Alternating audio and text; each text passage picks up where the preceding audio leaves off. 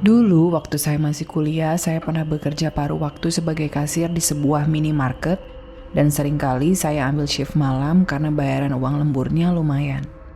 Pada saat itu saya memang butuh uang jajan tambahan. Jadi saat dapat jatah lembur saya tidak pernah menolak dan senang-senang saja menjalaninya. Semuanya berjalan lancar selama setengah tahun saya bekerja di sana. Saya pun juga selalu diantar jemput teman saya naik motor waktu itu. Jadi saya juga merasa aman-aman saja walaupun pulang dini hari hampir setiap hari. Sampai suatu malam saya mengalami hal yang sangat mengerikan. Dan bahkan kalau diingat-ingat lagi masih membuat bulu kuduk saya merinding.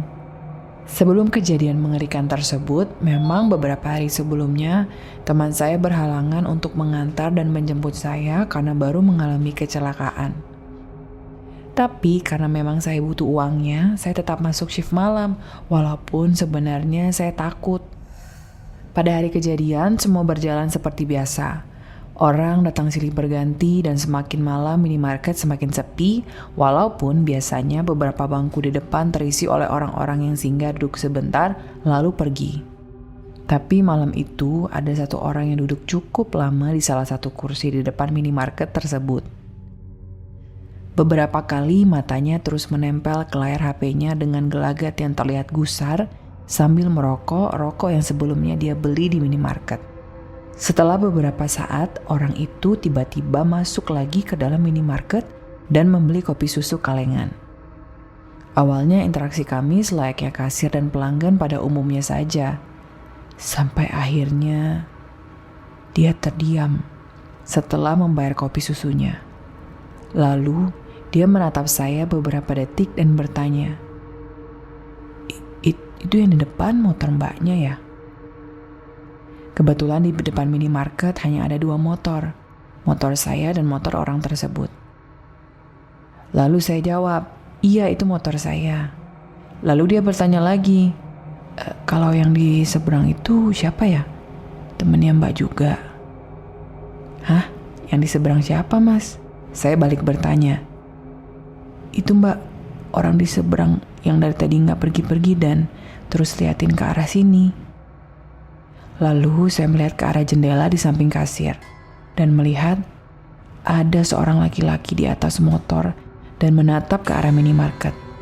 Dan saat saya perhatikan lagi, dia tersenyum, lalu melambaikan tangannya ke saya.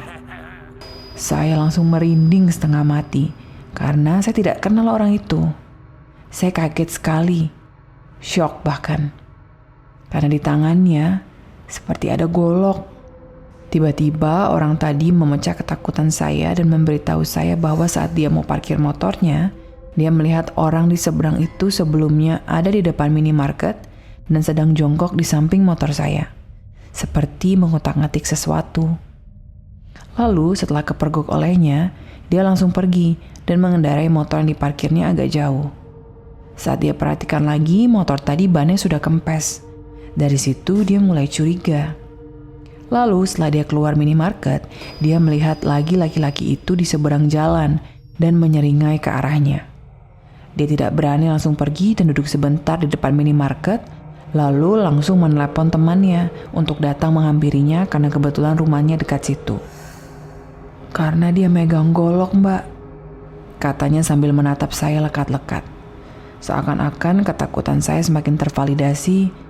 Jantung saya rasanya seperti terjun bebas ke lantai. Kaki saya langsung lemas. Tapi saya berusaha tetap berdiri dan mengambil HP untuk mengabari di grup shift malam kalau ada orang aneh yang membawa golok di luar toko. Grup langsung ramai dan heboh. Lalu tiba-tiba ada pelanggan lain datang dan memarkir motornya, lalu bergegas masuk. Ternyata dia adalah teman dari orang tadi. Mukanya gelisah lalu bertanya, "Gimana dong?"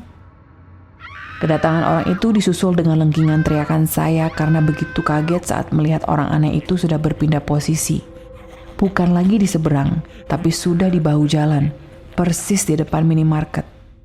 Saya langsung berpikir cepat untuk mengunci pintu minimarket dan kami bertiga sekarang terkunci di dalam minimarket. Lalu lelaki aneh itu turun dari motor sambil membawa goloknya dan berdiri di depan pintu masuk seperti ingin mengatakan sesuatu. Kemudian terdengar samar-samar, katanya, "Temannya mana? Sudah berapa hari ini pulang sendiri ya?"